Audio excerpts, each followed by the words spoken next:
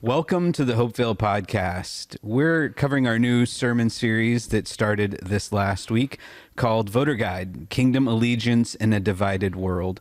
We really believe that our faith should transform and impact how we live our lives, not the other way around. So we're excited to jump into some of the ideas that Pastor Josh has been introducing in this new series.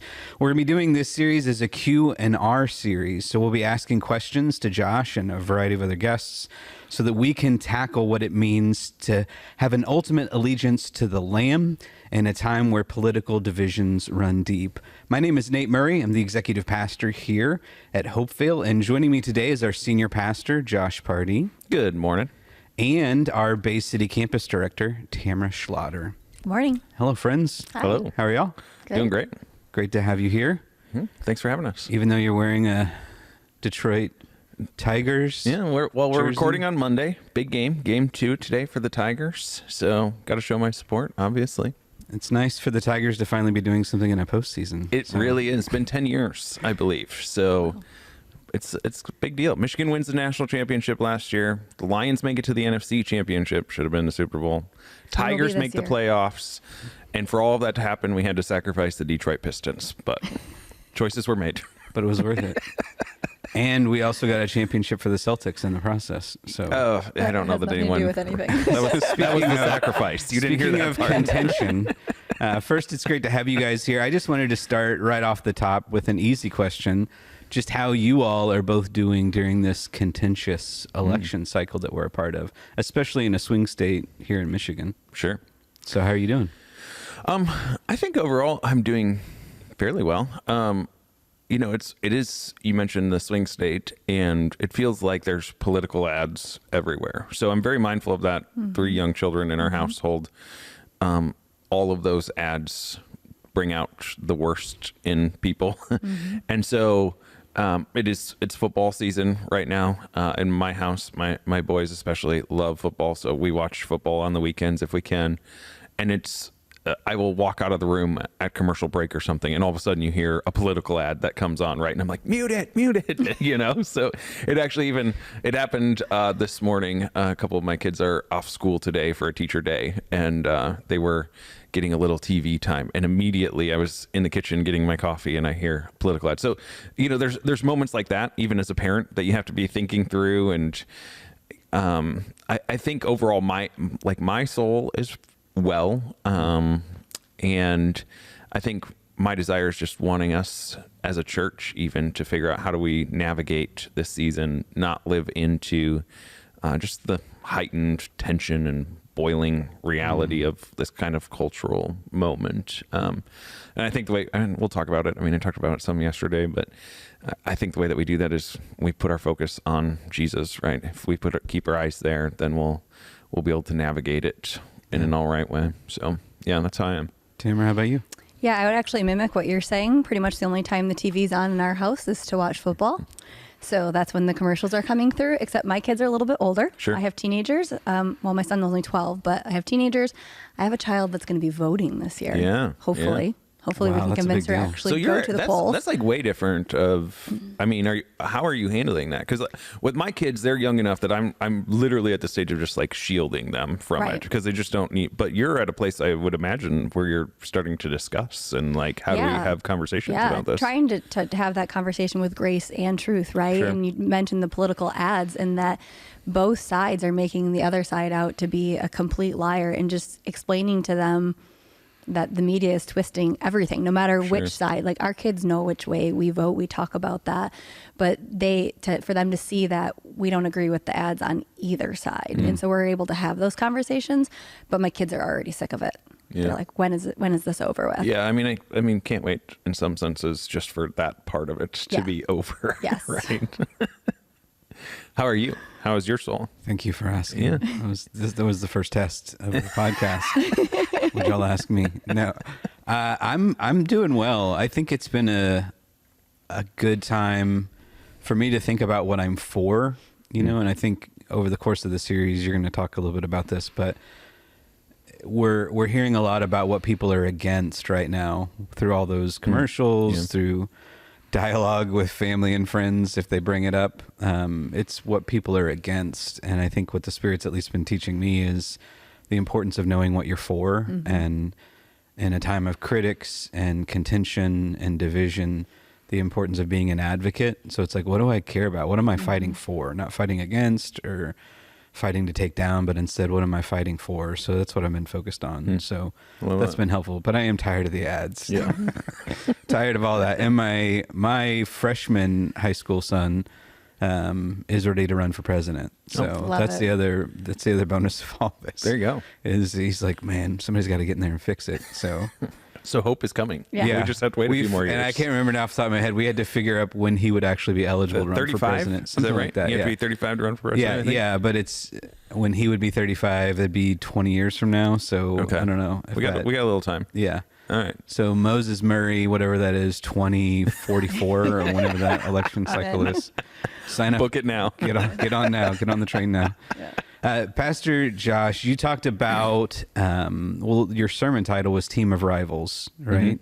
So I had a question for you, what your team of rivals look like. So just for those that maybe don't know you as well, that are still getting to know you, what's your leadership style like? And do you ever invite that kind of team of rivals into your surroundings like Lincoln did? You taught us. Sure. What does your team of rivals look like? Well, I think we already landed on you're a Celtics fan and you're the executive pastor. So we've covered some ground there. We have Buckeyes on staff. Yeah, we invited a winner onto the senior leadership team. There's only, the only right answer is the right one, right? Like it's that's what we're looking for. It doesn't matter whose idea it was. It's a good question. I don't know that I have tried to ever build a team necessarily off of we need people to think differently about things or opposite. But I do think in general, I really value people seeing the world differently.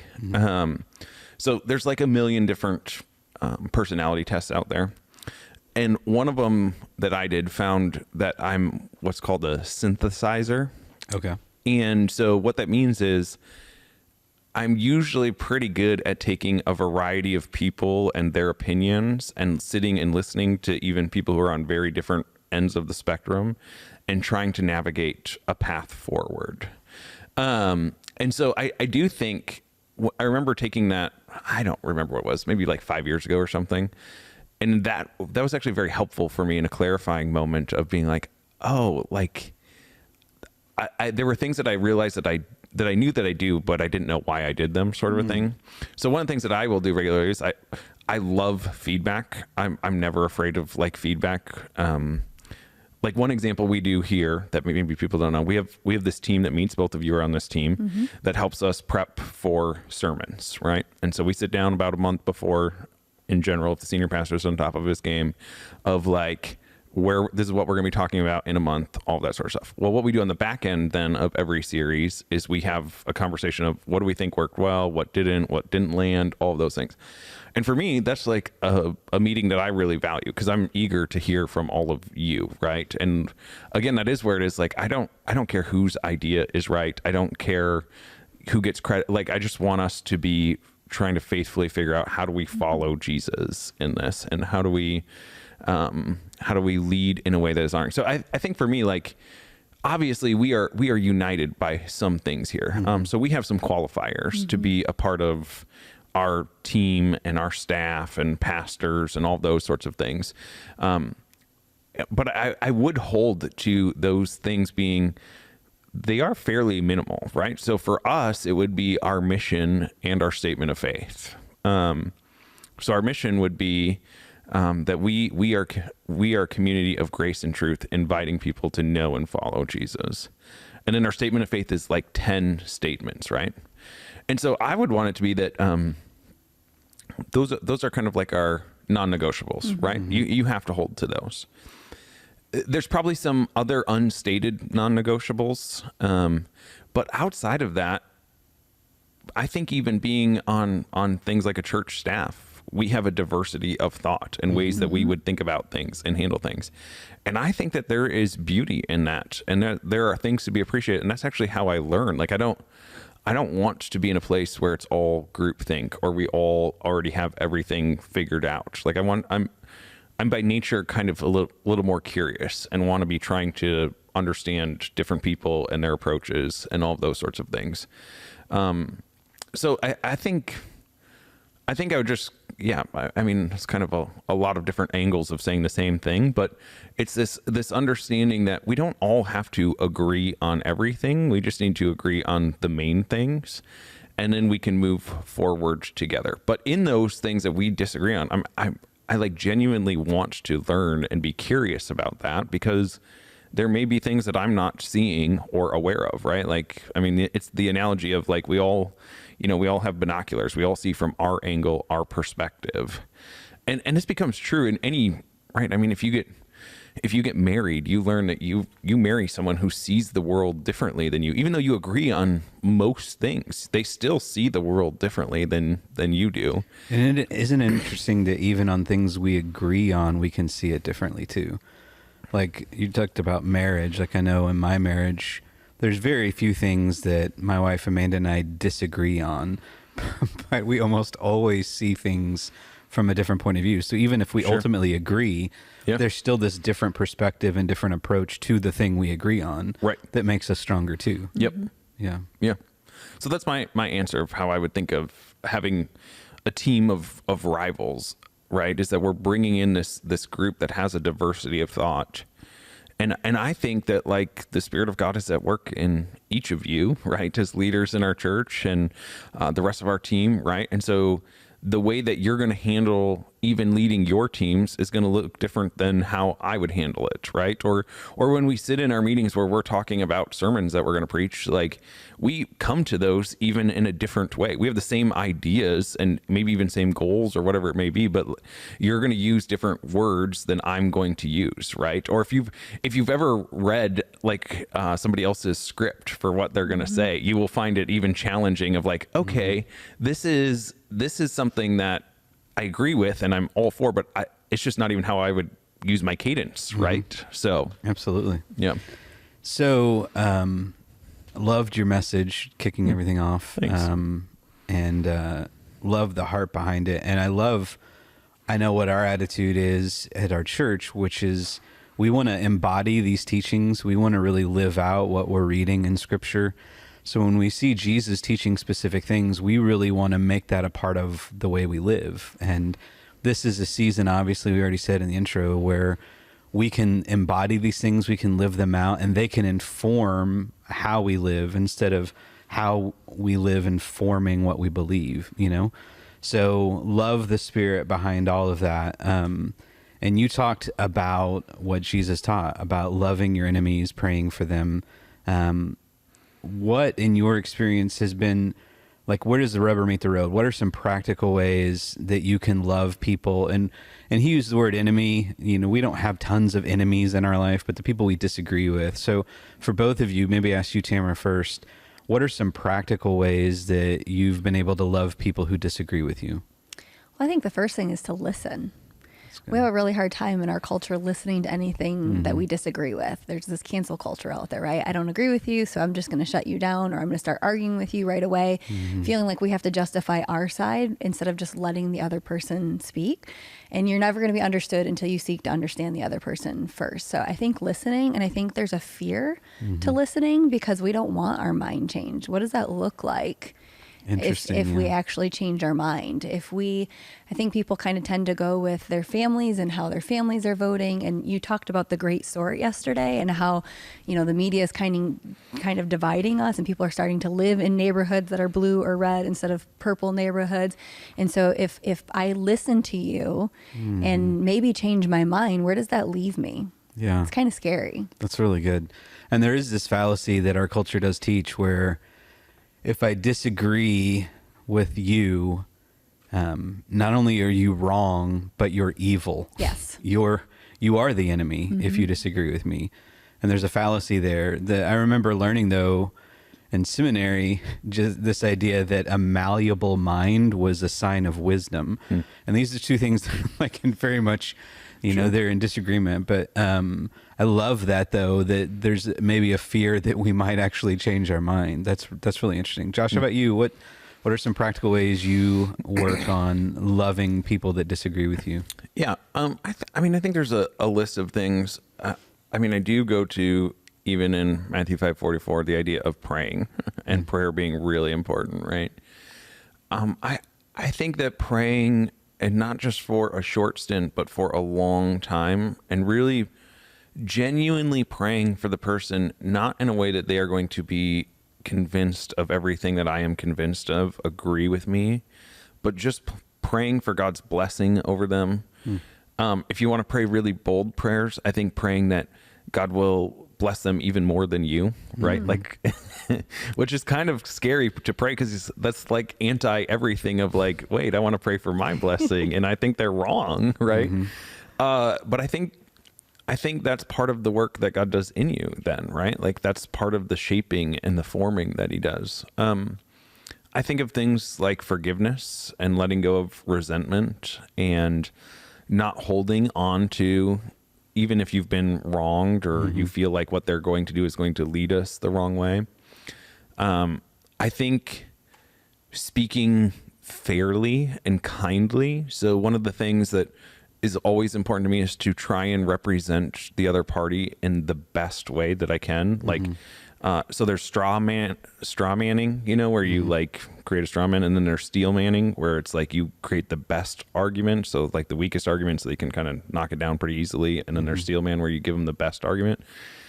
I want to be able to steel man for my enemies, because I want my enemies to be able to steel man for me and appreciate my heart and perspective, and that I'm not coming to any opinion that I have out of being malicious, but I'm trying to be a thoughtful person who's understanding all of this sort of stuff. So I think that idea of just having like this steel man, I'm going to give such a good argument for where we disagree that you're going to agree with my assessment. And so back to the political ads that we talked about, that this is not how what we have set up in our current culture, right? Yeah. We have a lot of straw manning going on. I would look for ways to serve people that are my enemies, whatever that may be, to help them. And again, that goes along with, as I'm praying for that, my attention is oriented on God's blessing in their life. Then now I'm asking, like, how do I be the hands and feet of that? So I think all of that, if you did those things, and there's probably a whole list more, right? Like that's just what comes to my mind. I think if you did those things, you would find yourself probably changing and growing a lot in that process with whomever you see as being your enemy, whether it's political or whether it's,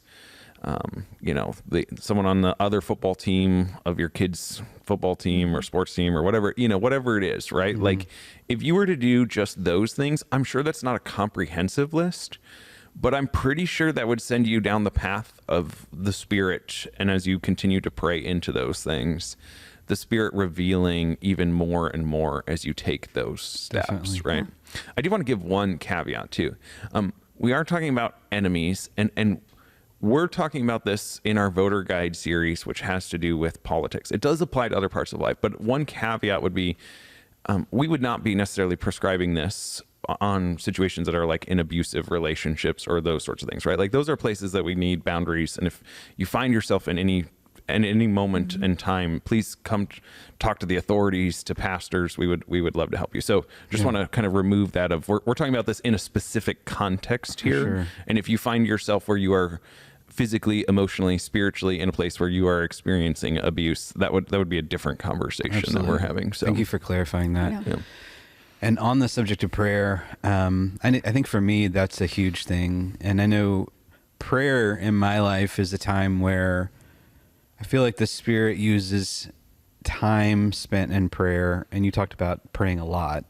But the more time I can spend in prayer on a subject or a situation, the more and more I see it through God's eyes. It's just one of the effects impacts of prayer, is that I'm able to see things from his perspective more. I'm able to see people from his perspective more.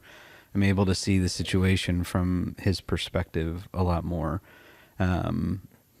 So that's been hugely beneficial to me. And then as that happens, one of the lessons that I think Pastor Sam taught several months ago was just when you get frustrated and you find yourself at odds with someone, to get curious and begin to ask questions. Yeah. And the way that grows us in compassion for one another, where it's like, politics is a perfect example of that. I have this strong conviction that this belief that I have is right. And so when people disagree with me, it can make me frustrated, can make me angry that they don't agree with me, can make me confused. Like, how could you take that other point of view? And in those moments, it's always really helpful to just ask questions and get curious. And I wonder how they would have arrived in that place. I wonder what experiences they've had in their life that might lead them to a place where they would believe that. And then just approaching it back to what you said, Tamara, about the fear of like having your mind changed, like stepping into some situation and saying, you know what, I may not have all this figured out. I may not have all the information. I may need to grow and learn so that I can make a good call on this. But on that subject of prayer, you talked in your message, referencing what Jesus taught, to pray for our enemies. So what do those prayers look like? If you're convinced, we're talking about politics. If you're convinced of something, how do you pray that for those that you disagree with? And what does that prayer sound like? Is it like dear Jesus, please help them see the truth, help open their eyes? What is that? What do those prayers look like? That was my first thought. Saul on the road to Damascus, dropping to their knees, and their eyes are open to a new way of thinking. And are we allowed to call bears down from the woods? I'm just kidding. You're now swimming in the waters of next Sunday. Okay, so this is exactly. I don't want to spoil it. Okay. Man, Tamara, that reference of Saul having his moment is fascinating. And praying that for someone else to come and see the light, right? I would want to use, and as we're talking about right now, I would want to use Paul as not as an example of someone that we are praying for someone else, but of what we are praying for ourselves. Mm-hmm. And I'm teaching a discipleship class right now, Apprenticing Jesus here at Hopevale. And tonight we're actually gonna be looking at Peter and his understanding of eating different meats and what is clean and unclean. And he has this moment where God reveals to him something that he has held very tightly, that all of a sudden God is cluing him in on, you actually didn't see all of this, right? There's a different perspective here. So I say that, I'll say, when I'm thinking about these things, I think the most helpful way for us forward in loving our enemies is I'm not really trying to even change their mind. I mean, I want to have curious, compassionate conversation with them. I do want to learn, but part of it is I've given up on trying to convince people in some senses of anything. I am going to try and remain faithful. I mean, that is a little bit, you could misconstrue that a little bit, because clearly I'm a pastor who has a microphone speaking to people weekly, right? So in some senses, I am trying to convince people, but I am doing that at a level of their participation and willingness to come along with me. And I'm just praying that the Spirit's going to be at work and reveal to them what is for them. And there's moments where people are taking steps that they feel like the Spirit's leading them that I'm not even always sure that I agree with them or have questions about. But I don't think that that's actually, in some senses, my job, right? Like my job is to proclaim the truth and to point people to Scripture and to tell this story that we've been telling for a couple thousand years. But I'm more interested in personally being Paul and Peter and figuring out my moments where the scales are falling off my eyes, or where I'm being invited in to see a a different perspective. I think that's the good work that Jesus has for us. So in the discipleship class that I teach, the first night, one of the quotes we read is by Dallas Willard. And Willard says this. He says, "The main thing God gets out of your life is not the achievements you accomplish, it's the person you become." The main thing God gets out of your life isn't the achievements you accomplish, it's the person you become. And I think there's a way to map that onto this conversation, to say, at the end of the day, I'm not even trying to convince you, because I'm just trying to faithfully follow Jesus.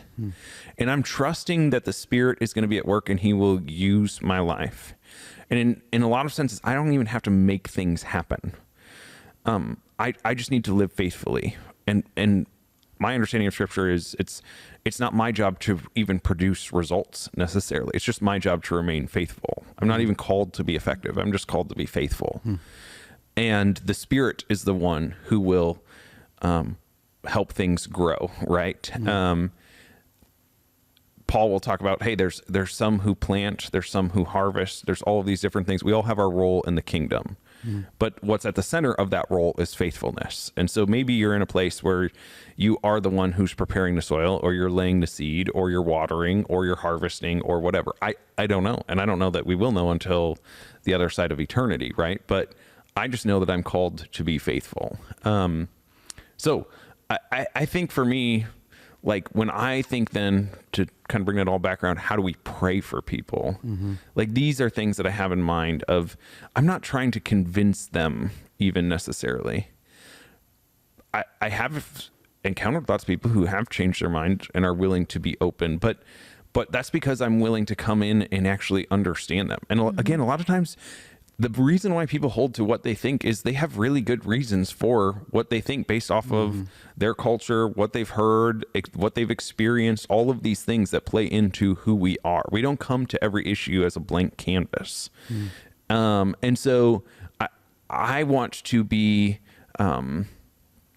praying for them in that way, that the Spirit is just going to provide that next step. So I regularly say, I just want you to say yes to Jesus, like whatever that next step is. I don't even know what a year from now is, or 10 years from now. I literally, like, let's just worry about today and take that next step. And so if I can sit with anyone and help them understand what that may be, then to me, that's the victory, right? And that's practically how I'm putting kind of like boots to the ground on that sort of topic. So, yeah. I love that you're talking about examining our own hearts first. I was gifted a prayer book when we first got married for a wife to pray for her husband.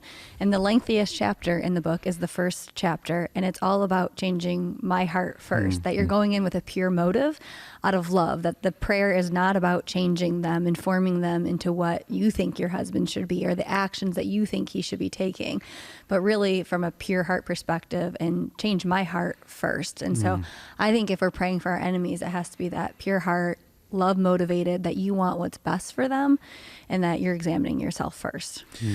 That's a great example.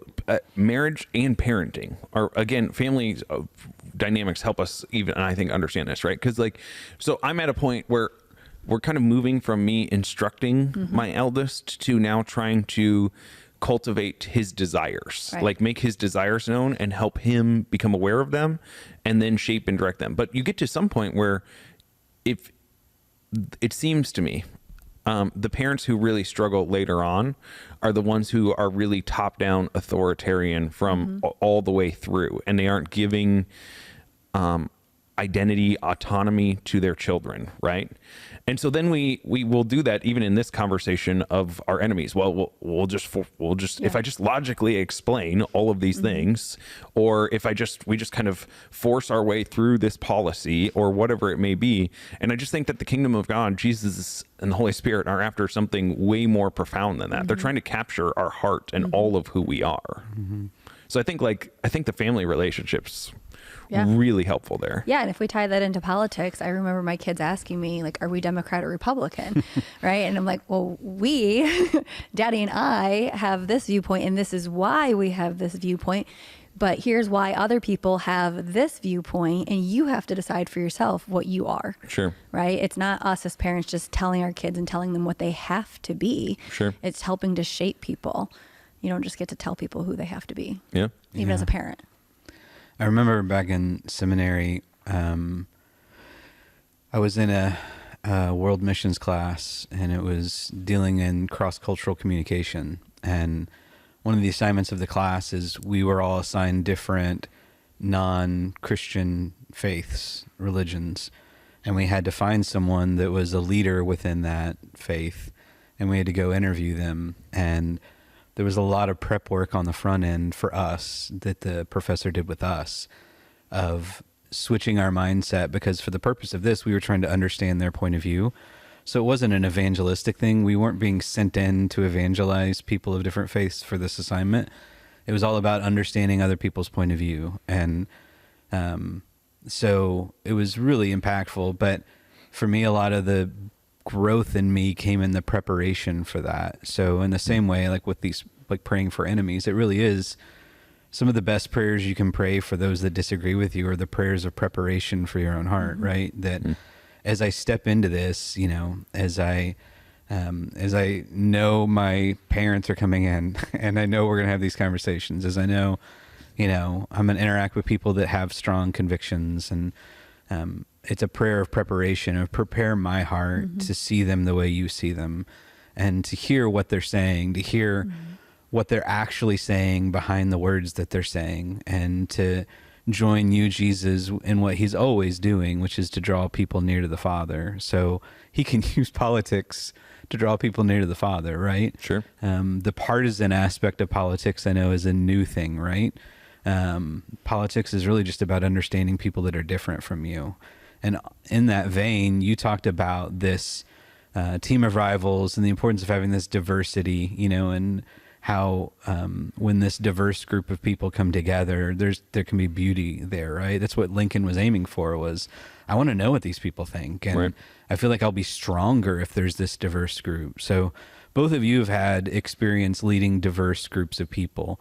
So for those that are listening, they're like, all right, my workplace is a diverse group of people. You know, the people I work with, they have a diverse set of ideas and beliefs, you know, or my family is a diverse set of beliefs and ideas. What practical advice do you guys have on how to lead people that may be diverse in their opinions, but lead them in the same direction? Do you have any phrases you use or any practical things you do to help lead a diverse group of people in the same direction? All right. Two thoughts come to mind. One, I'm clearly working in a church context, right? So that comes to my mind immediately of my own context. So I'll answer that first, and then I'll see if I can stumble my way through another context. I mean, again, I'd go for us, like, this is where our mission and our statement of faith really matter, right? And those are our main things, non-negotiable. This is who we are. And then behind that are a lot of secondary, tertiary things. There's like, yeah, we can have difference of opinions, but we're not going to fight over those. We would say around here, those are fuss overs, right? Like, we have our to die fors. These are our statement of faith, our mission. We have things that we will fight for, of like, this is part of what Hopevale DNA is. But then the rest is not that it's not important, but we're probably not even going to necessarily speak to that collectively as a whole, because for us that's a fuss over. There's a diversity of thought there. So I think even like that's one way I'd want to frame it. Within a church context, within the kingdom of God, there are these main things, and as long as we agree on those main things, like it seems to me part of what is happening in culture right now is we're at this moment where it's great because we have so many voices and there's a whole diversity that we're becoming aware of. And that is really helpful in some senses, right? Like we're sitting on a podcast right now. There are millions and millions of podcasts out there. But some of the hard part of that is then every issue can become elevated to becoming like the issue that we have to keep separating over, right? And so we move beyond just like, okay, let's try to understand and have curious to, well, you think this about this thing that's 5,000th most important in life, so we can no longer be friends and our relationship is severed, right? All those sorts of things. So I think part of it is even just reminding ourselves in a group of people, we keep the main thing, right? And again, we do this even as we've talked about with our families. Like, we don't agree on everything. My 10-year-old does not agree of when his bedtime should be. We literally have this conversation every night, right? Like, it doesn't matter. There's all sorts of disagreements, but we agree on the main thing and we're moving together. And I think that's true of us as a church. And then I think everything else, as far as if you're not working, like if you're working in just a average job, kind of like that 99% of people in the world work. I don't know. I think I would want to hear some words from other people of like, I don't know that I have specific phrases outside of, if we were looking at it through the lens of this Sunday, I would want to go to Matthew and Simon. And I would want to say, maybe these people who are on your team that see the world very differently than you, that might be God's grace to you right now. Like it might be the way that you can experience the kingdom, that you're going to learn what love really looks like, that you're going to learn what serving other people is, that you're going to learn this love that Jesus had, where he was coming to and willing to even die for his enemies. Like, part of what's being made accessible to you in this person that you get frustrated with or struggle with is the fact that you are given insights into this kingdom love that we proclaim and invite people into. So, I mean, I don't know that that's super helpful. Maybe you all have helpful. I don't have like one-line phrases pretty much ever in life, but that are like helpful maybe for those in the workplace. But other than, I think there is some beauty in diversity, and there's opportunity to learn in those spaces. Yeah, I would just highlight the value of diversity. If you cut out everybody that you disagree with on one thing, who would you have left in your life? There'd be nobody left. You already said it, that you and Amanda you wouldn't even have yourself left. Right. I mean, I don't even hold to everything I did 5 years ago in some areas of my life. Right. Like, yeah. And we want to cut everybody out, just because we disagree on one thing. And you brought up yesterday the 6 different political views that were in Jesus's time. And realistically, there was probably more than 6. And today we're holding to 2. And that's not the reality. There's way more of a spectrum of what people are believing. And so just because you disagree on one thing, you probably actually agree on 100 other things. So find the common ground and stick there. Yeah. I think your whole message was about it yesterday. I think it's what Jesus is getting at. I think this trend lately of villainizing those that we disagree with is not necessarily new. It's been going on for a long time. Was undoubtedly going on in Jesus's time, which is part of the reason he brought it up and taught on it. And I think that's the key, is not villainizing those that you disagree with. And so in a marketplace context, like I got to spend some time in the marketplace. That was really helpful for me. It made me a better pastor, getting to work in a non-ministry related field for a little while. And I worked with a really diverse set of people. So there were doctors and nurses I worked with. There were more family, social service type people that I worked with. And I worked in a position where I brought together a hospital and a nonprofit to do stuff in the hospitals. And again, even in those contexts, like, everybody makes an enemy out of everybody. Right. And sometimes it's easier just to have this binary way of thinking where it's just like, you're either on my team or you're not on my team. And if I get a sniff that you're not on my team, then I'm against you and I'm going to come at you and I'm going to make you bend to my will. So just to set an environment where everybody feels safe, where people know I'm not going to talk bad about you, because I'm also not going to let you talk bad about somebody else, being an advocate in the room where it's like, all right, let's believe the best about everybody involved. And even using opportunities when other people aren't in the room to talk about how much you appreciate them and things that they've done that maybe other people don't know about. Just building that atmosphere of like, we're all going to move forward together. And you use that in the new liturgy that you wrote, which was one of my favorite parts of the whole message yesterday, by the way. The phrase you used was a new way forward. And I loved that, because if you're anything like me, I don't know where our watchers and listeners are at, but I increasingly don't identify with any of the political things that I see. And increasingly, I'm like, I don't think any of these people represent me. And I know that that's a growing contingent of people that are like, it's hard for me to decide sometimes who I'm going to vote for, because I don't feel like any of these people really represent who I am and what I want to embody as a believer. And so I'm looking for a new way forward, right? And that's what I want, is I don't want to I don't want to stand pat and just accept that this is the way our system is. Instead, I want to help blaze a new path forward. So, for people like me, Pastor Josh, what would be your encouragement? And I know you're going to have more to say in the weeks ahead, but for those that are like me that want that, they're yearning for that new way forward, that since like this current moment we're in is unsustainable, there's no way that we can continue on like this as a culture. What would your encouragement be to us besides continue to tune in, continue to attend? One, you're definitely going to want to continue right, to listen along, and not even just listen along, participate along with us. Right. But even as you're asking that question felt like it took an hour for you to get through, because I'm very excited to respond to that question. This is why I am convinced this is why the church matters. Because the church is actually the place that you get those things that you're looking for. And we're never going to be satiated with what is happening in our broken political system. And that's not even a reflection of like what I'm saying about this cultural moment in America in 2024. That's literally the statement of across all human politics throughout all human history. And this is why the church is supposed to be the foretaste of what is coming for the rest of the world. We're living in a future world that the rest of the world has not even figured out or learned yet, if we're doing it the right way. So we're living into these deep longings in our heart, in our mind, in our soul that we have, and we're inviting the watching world to come participate in it.